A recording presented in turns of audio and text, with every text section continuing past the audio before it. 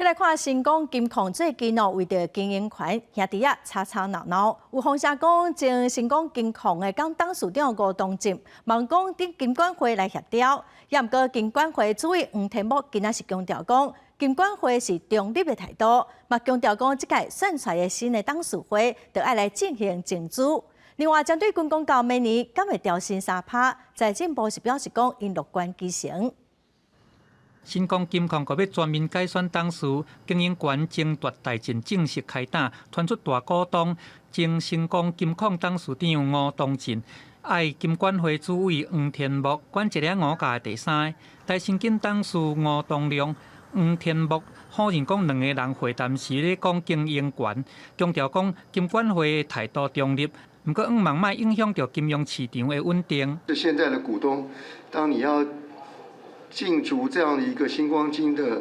控制权的时候，你可能也要做好金控公司对于子公司相关义务跟责任的准备。黄天木表示，新董事会必须爱负起必要的政治义务，健全新光金的甲子公司经营，对市场有交易。台新金甲新光金以合并换增资，是毋是有操纵股价的交易？黄天木表示讲，会甲真调来看，也若即马伫个万行拢咧起的时阵，军公到明年是毋是会调薪3%？财政部乐观其成。最近真的是通膨率是